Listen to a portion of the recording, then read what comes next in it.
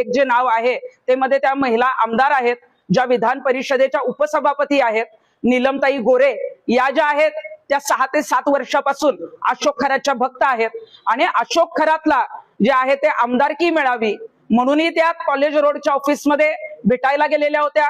जेव्हा त्यांना मंत्रीपद पाहिजे होतं आणि ते मंत्रीपद मिळावं ते भविष्य बघण्यासाठी सुद्धा कॉलेज रोडच्या खरातच्या ऑफिसमध्ये नीलम गोरे ज्या आहेत त्या तिथं पोचलेल्या होत्या।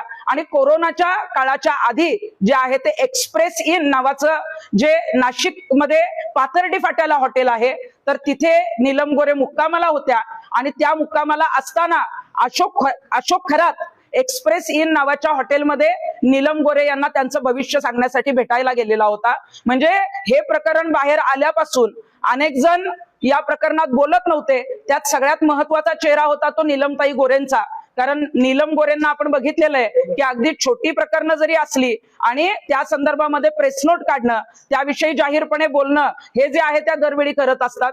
अख्खं अधिवेशन झालं, त्या उपसभापती म्हणून तिथं आहेत, महिलांच्या मुद्दा आला तरी नीलमताई ज्या आहेत त्या तिथं पीडितेला भेटायला जातात। पण इथे 150हून अधिक व्हिडिओ पोलिसांकडे आले, मुख्यमंत्र्यांनी दखल घेतली, तेजस्विनी सातपुते म्हणजे महिलांच्या बाबतीत जे आहे ती SIT ऑफिसर महिला अधिकारी तिथं नियुक्त केल्या गेल्या आणि तरी सुद्धा एक महिला नेत्या म्हणून एक जबाबदारीचं त्यांच्याकडे जे पद आहे विधान परिषदेच्या उपसभापती म्हणून नीलम गोरे आतापर्यंत बोलल्या नाहीत। का बोलल्या नाहीत? कारण अशोक खरातचा संबंध जो आहे तो नीलम गोरेंशी आहे। नीलम गोरे त्यांना भविष्य दाखवायला जायच्या।